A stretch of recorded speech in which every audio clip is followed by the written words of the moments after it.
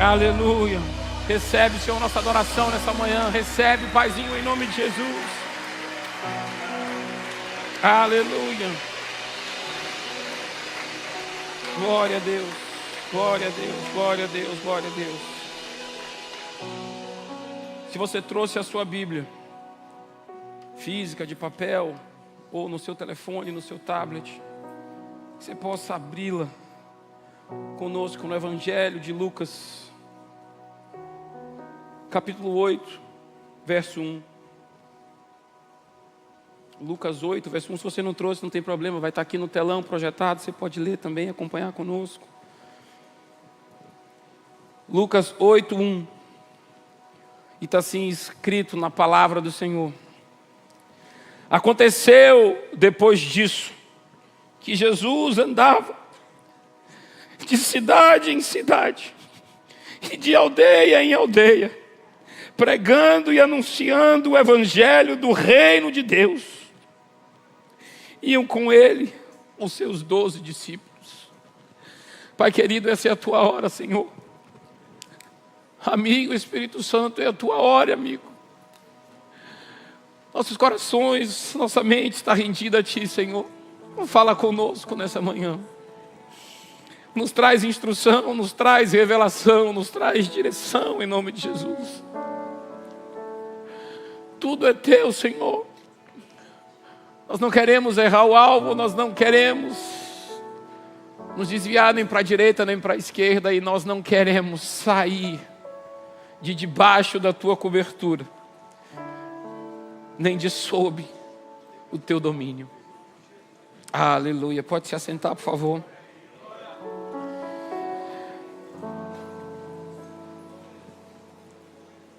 Esse é o texto. Nós vamos falar breve, vai dar tempo. Mas antes da gente entrar na palavra, eu queria agradecer a Deus pela vida da pastora Meire, que fez a palavra da oferta, da pastora Gisele, que é a irmã dela que está aí, da pastora Mara, de tia Lucélia, que eu não consigo chamar de outro jeito, só de tia Lucélia mesmo. Ela está ali, eu sou tia mesmo. De tia Lucélia, de Amandinha, que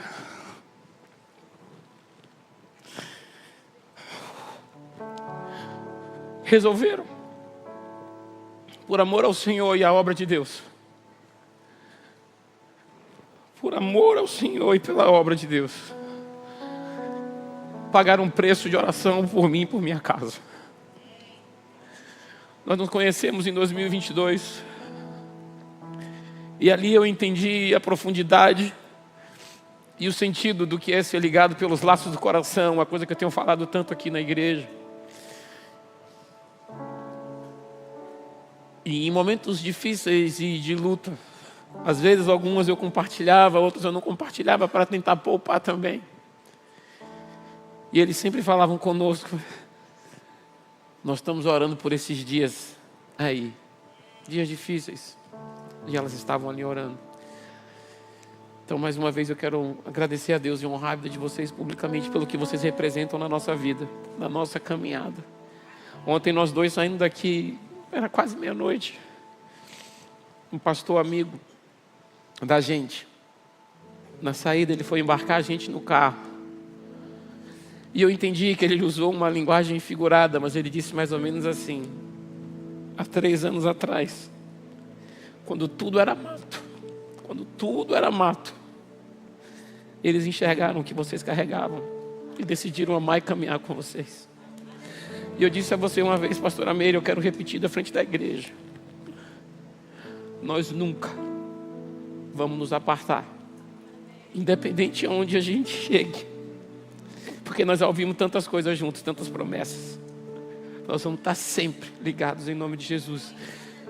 Nós, a casa de cura, o grupo de cura, a família estendida, né? Já te falei, e esse é o último assunto em relação a gente. Não disse a você que foi algo que Deus me falou, mas eu falei que é algo que é o desejo do meu coração. Mas eu entendo, no meu coração eu entendo, não, eu tenho essa vontade né, que nós fiquemos mais próximos. Né, comentei isso uma vez com a Aline e Luca. A gente tinha um desejo muito grande que a Amanda também viesse. A Amanda nunca tinha vindo aqui. E a Amanda é a primogênita. Está aqui. E quando a gente foi estreitando o laço de amizade com a Amanda, a Luca e a Aline, né, são casados, a gente já conhece. E aí eu cheguei para a Amanda e disse assim: você tem que ir lá na Bahia, você é grupo de cura, você faz o manual, você faz tantas coisas lindas que você produz. Ela: não, bispo, eu vou. Aí eu cheguei para a pastora Meire: se ela for na Bahia, eu vou casar ela com um baiano, que aí ela vai morar aqui. E Amandinha, que Deus continue te abençoando. Você é uma mulher de Deus. Você é linda por fora e por dentro. Glorifico a Deus pela vida dos seus pais, né, que também criaram uma família sacerdotal. E vocês carregam, não é uma porção, mas uma grande porção. E eu quero já dizer desde já, se o Senhor assim quiser, né, que seja alguém aqui da Bahia, oh meu Deus, se for aqui da igreja, meu Deus. Mas antes que vocês se animem, a conversa antes de ser com ela é comigo.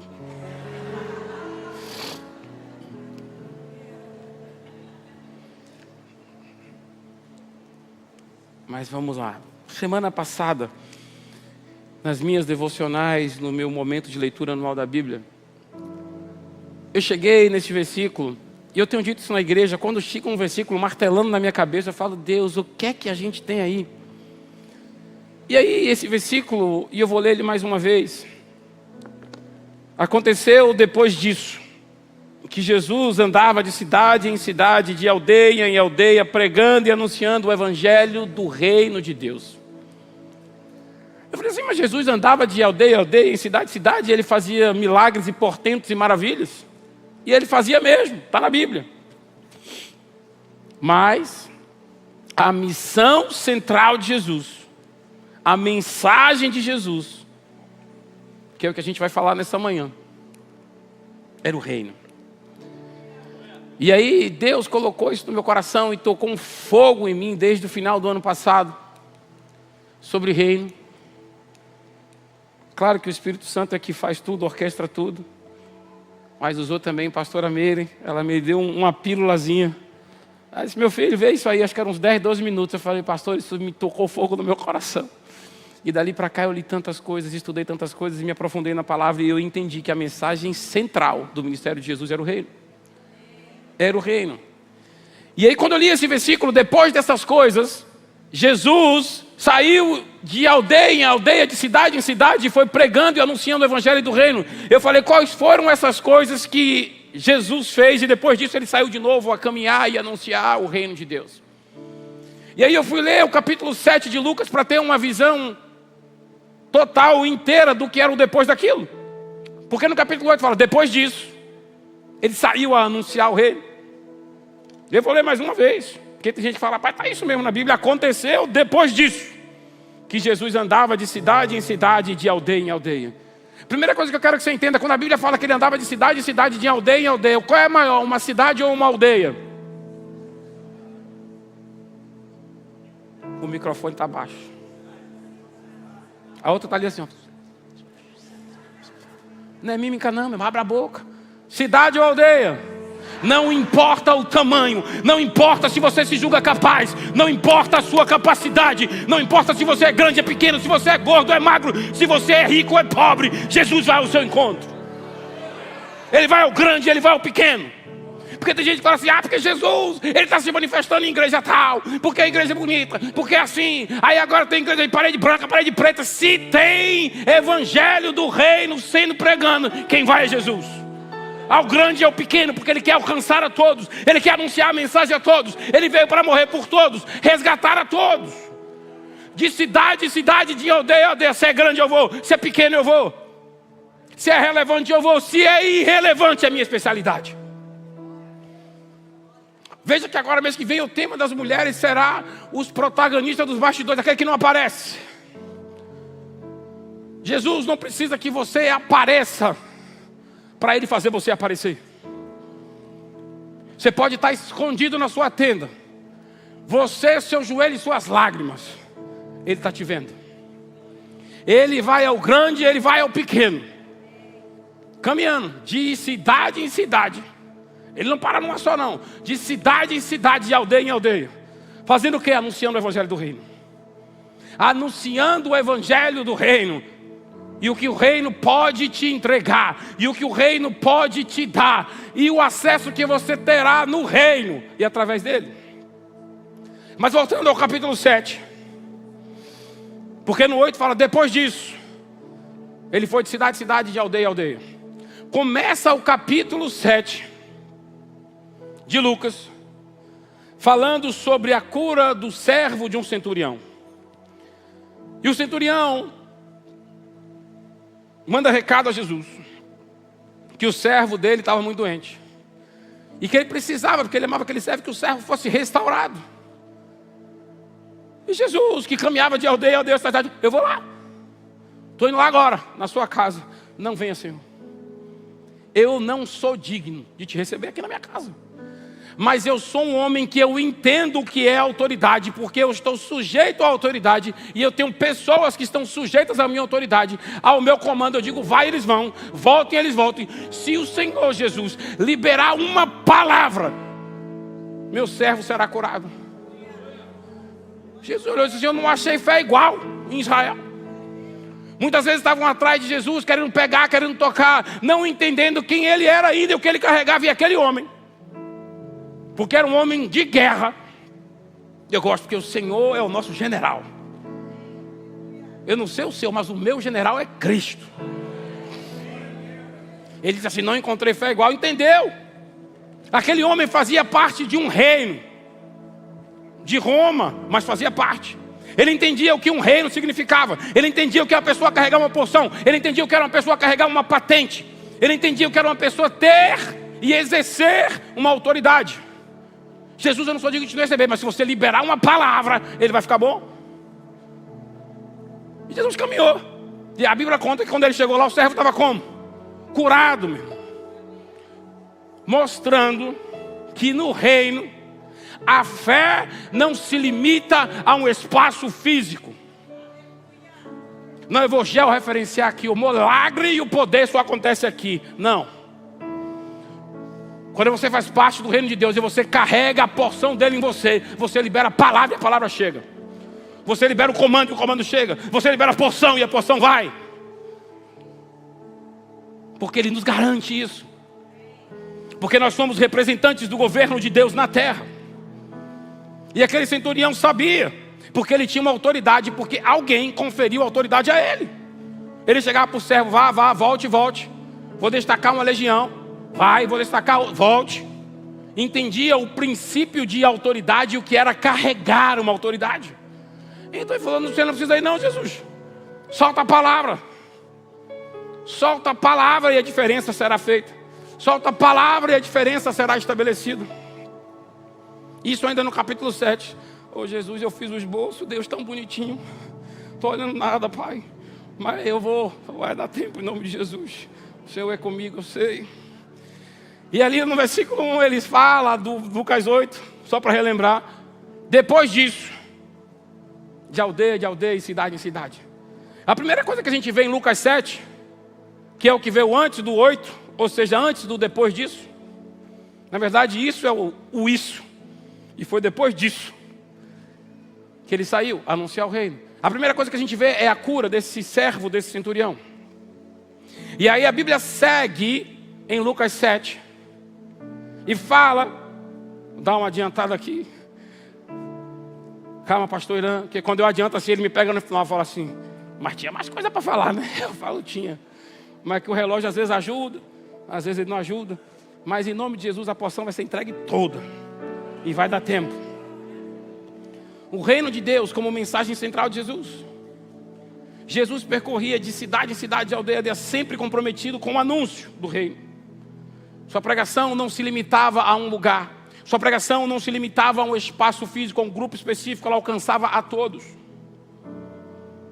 E aí às vezes eu falei aqui, acho que foi em dezembro que eu falei aqui no culto da virada. Falei, tem que pregar o reino, tem que anunciar o reino, que a igreja está há 2000 anos pregando o evangelho da salvação e não prega o reino. Pai, se fosse todo mundo aqui, em vez de gente, computador, era tudo tela azul, colando as placas, né? Meu Deus, ele falou que o evangelho do reino é uma coisa, o evangelho da salvação. Mas a igreja está fazendo isso. A igreja prega a salvação, a igreja prega a prosperidade, a igreja prega a cura divina, prega tudo. E não prega o reino. Vai dizer assim, agora bugou mesmo. Irmão, entenda uma coisa. Essas coisas todas fazem parte do reino. E a gente não pode anunciar uma parte do reino, a gente tem que anunciar o reino, o pacote completo. Salvação é bênção, mas o que é salvação? A porta de entrada no reino. Ela não é o reino todo, ela é simplesmente a porta de entrada. É o acesso ao reino. Imagine você, se você é empresário ou empresária, e você quer abrir um novo negócio. Eu vou abrir um novo negócio.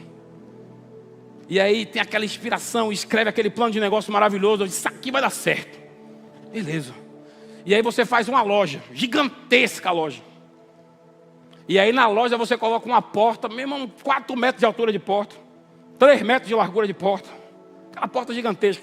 A porta laminada, com as ferragens de bronze, com não sei o que, cravejada de pedra. Aí você vai fazer um anúncio. Esta semana, dia 31 de março, grande inauguração. Venham ver a porta, porque a porta é grande. Ela tem 4 metros de altura e 3 de largura e tem pedra cravejada. E o metal e o bronze nas suas dobradiças não fazem barulho, porque a porta dá uma segurança à loja, porque a porta ela se destaca da loja. Vendeu o quê? É a igreja. 2000 anos. Só fala da porta, da porta, da porta, da porta, da porta, da porta. E o que é que tem atrás da porta? Atrás da porta tem todo o reino de Deus e aquilo que Ele pode nos proporcionar. Tudo que Ele pode nos garantir. Tem quarto, tem cômodo, tem bênção, tem cura, tem prosperidade, tem avanço, tem vida nova, tem gozo, tem alegria. Mas a gente não pode ficar só na porta. A porta é importante. Tem que falar porque ela dá acesso, mas não é só sobre a porta, é sobre o reino todo. Então a gente não pode se limitar a falar apenas da salvação. A porta é a salvação, mas a gente tem que anunciar o reino, porque é isso que Jesus fazia. O reino é a mensagem de Jesus. As curas e os milagres são lindos, são maravilhosos. A gente tem que falar sobre isso, que a cura divina existe hoje, agora. Mas a cura divina e os milagres são apenas a expressão do poder do reino. Prosperidade é bom? É sim, maravilhoso, quem não quer? Quando compreendida corretamente, é a bênção ou as bênçãos que fazem parte do reino. Mas o reino é mais do que apenas bênçãos. É um chamado para uma vida nova, uma vida transformada, sob a direção, sob a soberania de Deus. A gente falou recentemente sobre viver sobre os princípios e viver sobre o senhorio de Cristo. Isso é o reino. Viver, na verdade, devemos nos orientar com o nosso foco para a mensagem do reino e não apenas para os benefícios que o reino pode nos dar. Às vezes a gente está tão interessado no benefício que o reino pode nos entregar que a gente esquece da totalidade do que ele significa. E viver o reino, ele significa refletir os valores da justiça, os valores de paz, de alegria e se submeter aos princípios imutáveis e inegociáveis do reino. Os milagres são bons. Os milagres, na verdade, são maravilhosos. E a Bíblia está recheada deles. Em Lucas 7, a gente vê Jesus demonstrando toda a sua autoridade divina por meio de milagres. O milagre é um sinal, como já falamos, a expressão do poder de Deus no reino.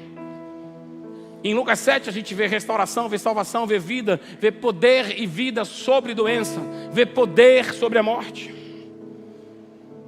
Está recheado de exemplos em Lucas 7, mas alguns a gente podia falar aqui rapidamente. A cura do servo do centurião, nós já falamos. Ela transcende barreiras. Jesus mostra que o reino não está limitado a um tempo ou ao espaço. E aí chega ali em Lucas 7, do verso 11 ao 17. Fala sobre fala sobre o ressuscitar, o trazer de volta à vida do filho da viúva de Naim. Lucas 7, 11 a 17. Olha aqui rápido. Lucas 7, 11. A ressurreição do filho de uma viúva. É isso mesmo. Pouco depois, Jesus foi para uma cidade chamada Naim, e os seus discípulos e numerosa multidão iam com ele. Ao aproximar-se do portão da cidade, eis que saía o enterro ou um cortejo fúnebre do filho único de uma viúva. Imagine que nós estamos falando naquele tempo de Jesus, tempo da Bíblia, o filho único de uma mulher que não tinha mais marido. Ou seja, aquela mulher estava recebendo uma sentença de condenação. Você acabou, vai ser pedinte. Porque nem mais alguém para suscitar a sua descendência você vai ter. Acabou, você morreu. Você vai ser um zumbi caminhando. Você não tem quem vai ser o seu provedor. Você não tem quem vai resgatar por você. Você não tem quem vai te manter. Você não tem quem vai te dar proteção. Você não tem quem vai te guardar. Acabou. E aquele cortejo fúnebre saindo daquele lugar. E diz que Jesus vinha. Uma multidão já é muita gente. E Jesus vinha com uma grande multidão. E quando vinha aquele cortejo fúnebre do filho único de uma viúva, ou seja, era a esperança toda dela estava naquele menino. Ele vai casar, vai me dar netos e bisnetos, ele não vai me deixar desamparado, ele vai me guardar, ele vai me proteger, e ele vai prover para mim. Acabou. Jesus chega naquele cortejo fúnebre. Jesus, como um mestre, entendendo da lei, ele sabia que ele não poderia se aproximar nem tocar num cadáver, nem num caixão, porque a tradição dizia que ele não podia, a religião dizia que ele não podia. Mas ele não veio anunciar a religião, ele não veio anunciar a tradição, ele veio anunciar o reino. E quando veio aquele caixão sendo carregado, a atitude de Jesus, e eu acho lindo. Ô Espírito Santo, glórias ao teu nome, Senhor, porque tu dá as coisas da hora. A revelação de Deus, meu irmão, se você está conectado, o download chega. Agora que eu entendi porque a cura do servo do centurião foi de longe, que é para Jesus provar que o menino, ele podia falar, levante o caixão. Ele estava vendo o caixão. Ele estava a uma distância de toque do caixão. Levante, para eu não me contaminar, porque a religião diz, se eu tocar eu vou ficar impuro. E Jesus, a Bíblia conta que ele chegou lá e ele pegou no caixão. Porque ele é aquele que se torna impuro por mim e por você. Ele é aquele que desafia a tradição por mim e por você. Ele é aquele que desafia a religiosidade por mim e por você. Ele é aquele que morreu nu por mim e por você. Aleluia, glória a Deus. Porque muitas vezes as pessoas tentam romantizar o evangelho. Isso eu aprendi com o meu pai, achando, principalmente no período renascentistas, que pintavam Jesus com um paninho, uma toalha, uma tanga. Morreu nu por mim e por você, com as vergonhas expostas, porque ele se expõe por mim e por você. E ele poderia, assim como ele fez com o filho do centurião, liberar uma palavra. E o centurião ficava bom, ele podia liberar uma palavra e o menino ia ressuscitar. Mas ele foi lá e tocou no caixão. Ele tocou no esquife em algumas versões. Ele não se preocupou com a tradição. Ele não se preocupou com a religiosidade. Ele se preocupou em trazer vida. Porque ele é aquele que quer trazer eu e você de volta à vida. Porque muitas vezes a gente passa pelo mundo já caminhando como os mortos fôssemos. E ele quer devolver a vida minha a você. Ele tocou no caixão, trazendo vida onde havia morte, trazendo vida onde havia morte. E a tradição dizia que não podia, a religiosidade dizia que não podia. Mas ele não se conteve, sabe por quê? Porque a tradição nada mais é do que uma superstição que substitui a revelação. E Jesus é a palavra de Deus encarnada, ele é a palavra revelada. Então ele caminha por revelação, ele não caminha por tradição. Caminha por revelação. Ou você caminha por tradição, ou você caminha por revelação. Aí você que escolhe. Eu prefiro caminhar por revelação. Não podemos nos prender apenas às manifestações do poder de Deus, mas entender que elas apontam para uma realidade espiritual maior, o reino de Deus. E aí chegam alguns discípulos de João e perguntam, Jesus, você é aquele que haveria de vir ou virá outro?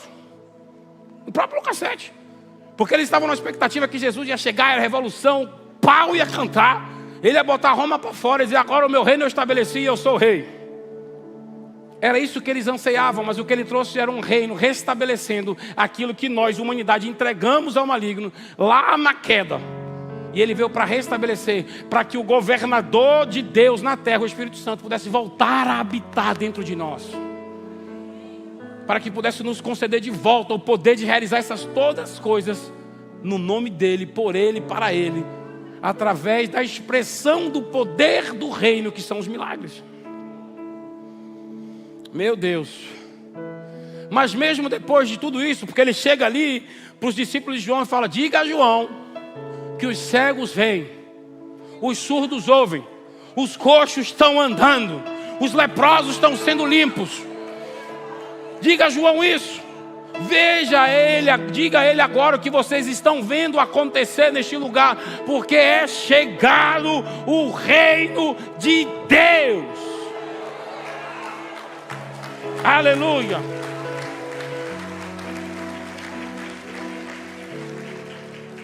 E a gente deve seguir esse exemplo de Cristo, de cidade em cidade, de aldeia em aldeia, como eu falei no início. Nossa pregação não deve ser apenas de bênçãos, mas de transformação total, da totalidade daquilo que o reino proporciona. Os milagres são sim uma demonstração do reino, mas a verdadeira mensagem é viver sobre o governo de Deus. A verdadeira mensagem é se submeter ao senhorio de Cristo. A verdadeira mensagem é viver por princípios e não tentar torcer os princípios para alguma coisa que te beneficia. Mas entender que tem que estar completamente rendido ao Senhor, aos seus princípios que são milenares e imutáveis, e viver na completa dependência dEle, que nada vai nos faltar. A Bíblia nos garante. A Bíblia nos garante que a nossa vida e o ministério sejam um reflexo constante da missão de Jesus. A anunciar o reino e viver de acordo com seus princípios. Não vamos nos comprometer apenas com as bênçãos, elas são boas e nós temos direito a elas, mas com a missão do reino. Eu oro nessa manhã para que o Senhor nos capacite a viver e a proclamar o reino, com poder, autoridade, seguindo o exemplo de Jesus Cristo. O apóstolo Paulo, cheio de intrepidez do Espírito, ele fala assim: sede meus imitadores, como eu sou de Cristo. Vamos viver assim como o Senhor ensinou. E por graça Ele vai fazer com que essas coisas aconteçam e se manifestem através da minha e da sua vida. Viver debaixo do reino, da autoridade, submisso ao Senhor de Cristo é maravilhoso. Ele é aquele que nos guarda, Ele é aquele que nos capacita, Ele é aquele que nos infunde força para continuar. Quando a situação é completamente contrária e a gente acha que não vai dar certo, Ele é aquele que fala assim: eu estou segurando na sua mão, e se for inclusive para o vale da sombra da morte, eu passo com você, mas não lhe deixo sozinho. Eu passo com você, mas você não vai atravessar só. Levante suas mãos assim aos céus. Que a graça do Senhor Jesus, o amor de Deus e a comunhão do Espírito Santo seja sobre todos nós. Amém, amém. Deus abençoe em nome de Jesus.